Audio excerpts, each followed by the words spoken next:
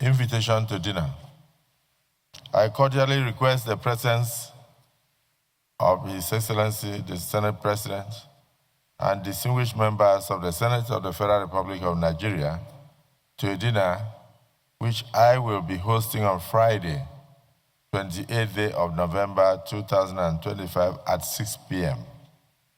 at the banquet hall of the Presidential Villa at Sokoro. This dinner is an interactive session to foster insightful discussion on national progress.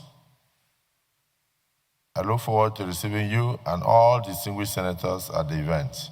Signed, Senator Oluremi Tinubu, CON, First Lady of the Federal Republic of Nigeria. So this is like an invitation by the mother to the children on a Friday. So I wish you sumptuous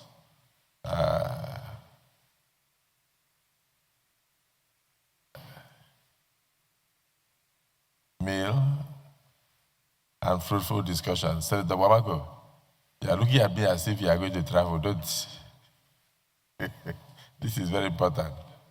So we all meet there on Friday. My name is Honorable Mohammed Bello El-Rufai. I represent the excellent people of Kaduna North. I'm from Kaduna State. The passion is enough. You said something that I appreciated. Honorable Benson said something earlier, and I was at fault. Shagai and I were joking about something, and then you said this is not a funny matter. It's not. I also would like to implore all of us here. This is not a time for weddings, for events, as you rightly said, for dinners or public. You know, we should show that. Mr. Speaker, I'll try and be as quick as possible. It was a long day and I came late because I was unwell. Let's do this quickly. Short term, the President has rolled out a clear plan that we commend. A lot of my colleagues have rightly spoken about this and I agree. But our problem is not announcing plans. It's executing them with clear timelines. This Parliament must insist upon those timelines based on the President's recommendations. One thing I would like to add, Mr. Speaker, in addition to the recruitment, is the need for us to increase immediately the basic salaries and the welfares of police officers and soldiers, and we must find the money to do that. At present, Nigeria, put it this way, one police officer manages 600 Nigerians. The UN recommends that ratio should be 1 to 400. We are understaffed. The President has tackled that. That's one point in terms of the short-term solution. And I think, sir, you leadership and committee chairman like Honorable Jimmy Benson should keep an eye on this execution.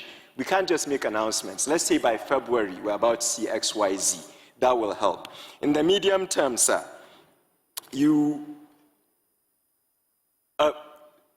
there was a conviction recently of a terrorist, Boko Haram. I believe his name is Husseini Ismail. He was convicted for 20 years by a high court. He was a Boko Haram terrorist. Mazi Nnamdi Kanu was convicted, I think, last week, and his own conviction said life sentence. I don't understand why one terrorist is getting 20 years and the other is getting a life sentence if you're saying that. I think Pastor made a good point. There's this idea that justice is served differently, and it affects the problem. Mr. Speaker, I'll conclude by saying this. I've been an advocate of state police. I've sought the wisdom of more experienced members like Honorable Sada Soli, Honorable Ado Dogwa, even yourself and the Speaker. I think the definition of insanity is doing the same thing over and over and over again and expecting different results. Somebody said that earlier. We cannot be sitting in Abuja and expecting operations to be efficient in Benue. We have to go back to communal policing. You that are older than us always tell us there was a time when if a guest comes to a community, everybody knows him. We have to get the traditional leaders involved and go back to state policing. This Parliament, under your leadership, and I know the excellent work you're doing in the Constitutional Review Committee, is looking at that. Sir, no time for election talk now.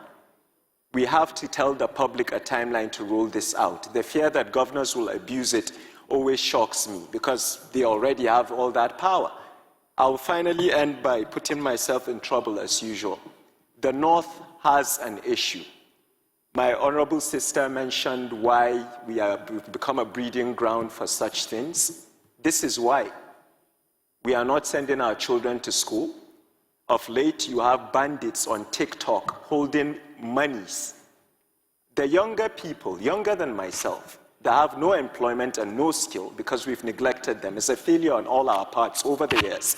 Mr. Speaker, these young people go on TikTok and see a criminal holding minted cash. He's suddenly exciting. You want to emulate him. Mr. Speaker, we can do whatever we want to do in terms of FDI, IGR, investments, but we are failing in our primary duty, which is to protect the people we serve. We must increase the welfare of police officers. Recruitment should not be by allocation, sir. Each state should provide the exact amount of numbers. It should be digitized. We should look for young Nigerians that want to join the army to serve, not because it's a job that's seen as something else. I'm sorry if I spoke too friendly, Mr. Speaker. We are relying on you and the members of the Constitutional Review Committee to not only follow up with the President's excellent announcement, but to finally roll out state police in this country. I hope I made my point, and I really appreciate the session today. And once again, sorry I came late. Thank you so much. 30 seconds more. You still have another 30 seconds. Oh, I thought I didn't have time, Mr. Speaker. Fine, with the 30 seconds, let me... Sir? What? No, sir. I think the reason why I spoke like that, Mr. Speaker, is